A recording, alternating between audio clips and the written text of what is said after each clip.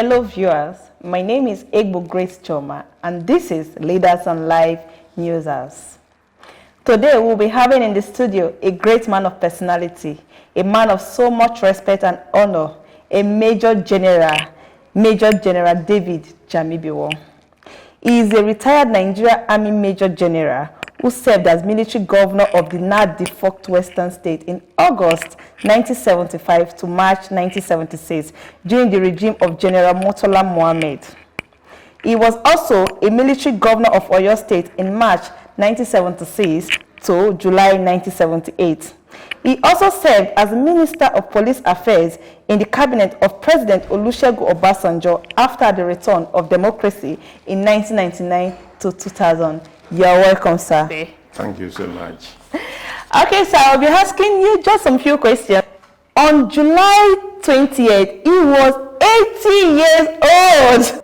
For you to be 80, oh my God, it's really not easy. Congratulations, sir. Thank you very much. Sir, I just want to ask you these few questions. What is your fear for Nigeria political system? It is a very, very highly loaded question. My prayer would be that we continue to make progress, and so that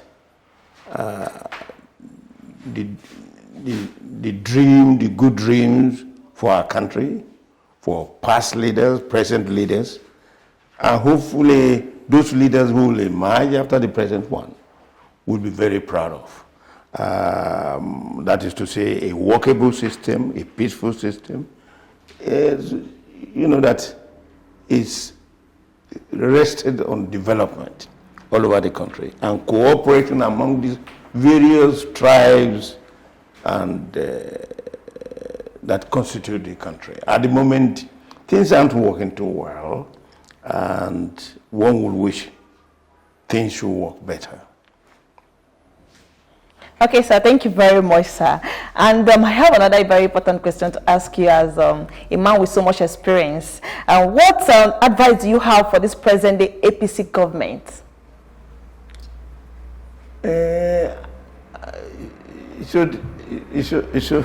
It's another difficult question, but I would think that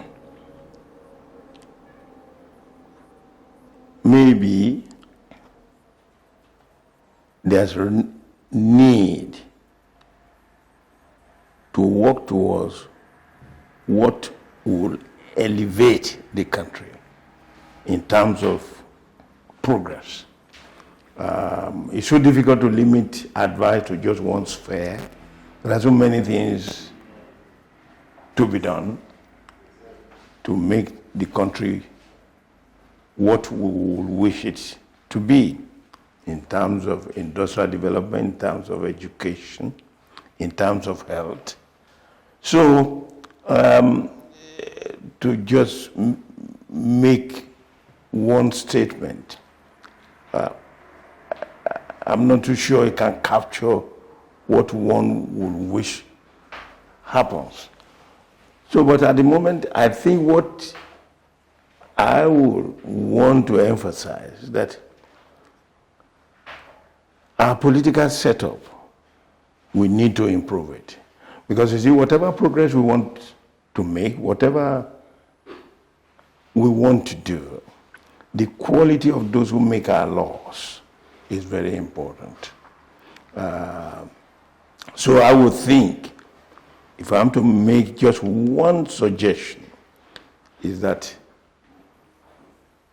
those who represent us should do more in terms of education, in terms of enlightenment, in terms of understanding. Anyway, that is it. Okay, sir. Sir, as a retired Nigeria Army General, sir, with so much experience, sir, there have been recent increase of tribalism division in Nigeria, where this one will say, I'm Hausa, I'm Yoruba, even in the political system. I don't know, what advice do you think you have for us to tackle this tribalism discrimination in Nigeria system? If you take note, you probably will notice that in my effort to say something in relation to the question, your last question, I emphasize on education. Yes, sir. Education is the foundation of any development of any good society.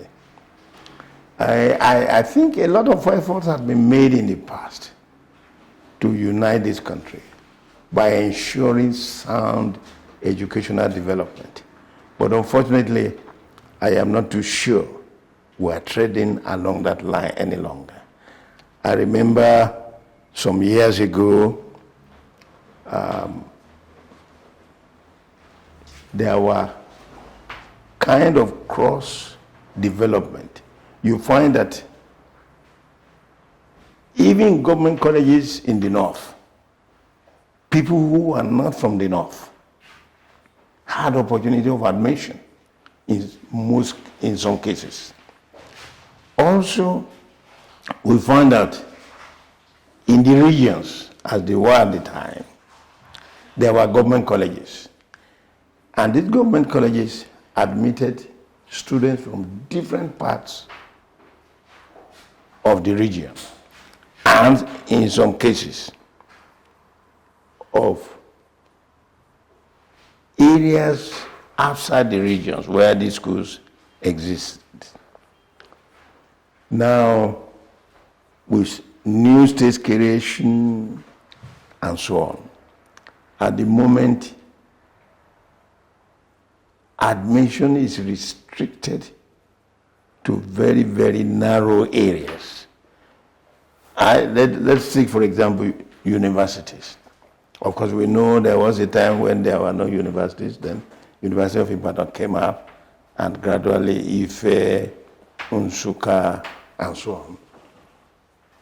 But you find that brilliant students in this country were all aiming at getting to these first-class universities. Today, we now have widespread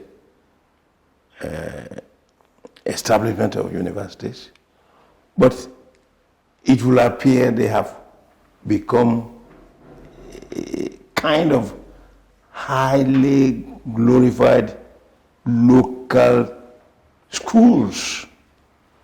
So the idea of having students from the east probably going to Ibadan, students from the west going to Nsukka, students from every part of Nigeria going to Ahmadu Bello no more exists.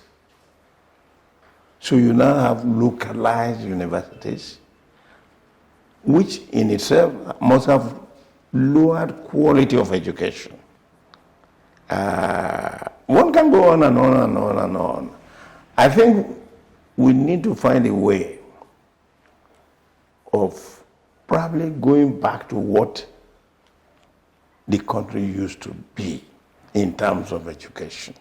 Because education, like I said, is the foundation of all development. So I think we should emphasize on education.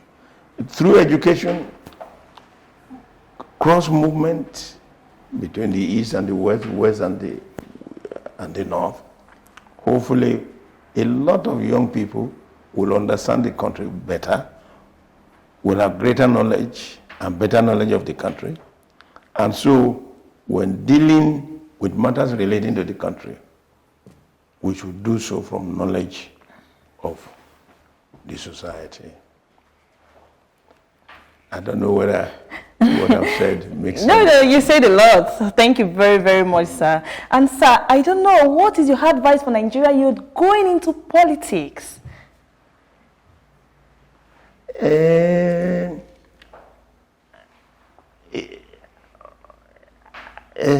I think for the youth, whatever I say is a suggestion, would be a suggestion, is that for every youth, I think, they need to have an ideal person against whom they want to pattern their behavior, their attitude.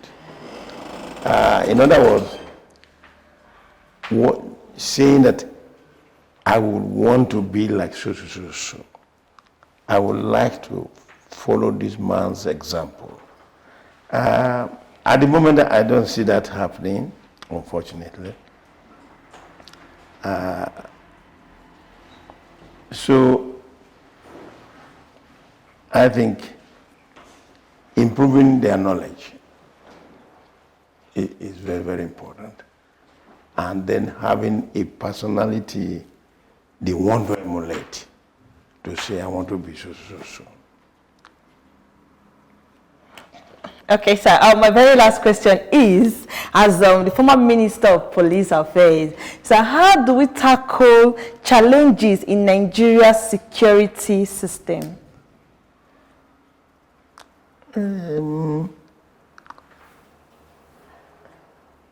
It's by making effort to see how societies before us who had similar problems as we have today, how did they tackle their problems? If we know how they tackle their problems, leading to their success, then it would be a good thing if we can learn from their experience.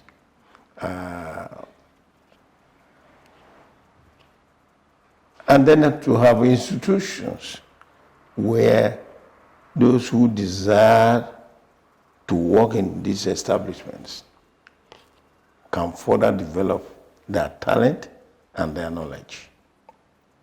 So all these are theories, but of course, whatever we want to do, we start with theory. So it is important to learn from those before us who have succeeded. How did they succeed? What did they do? How did they approach the problem? And through that, I think we can improve. So thank you very, very, very much, Major General David Jemibewon. It was nice having you in the studio today. Thank you, and this is Leaders on Life News.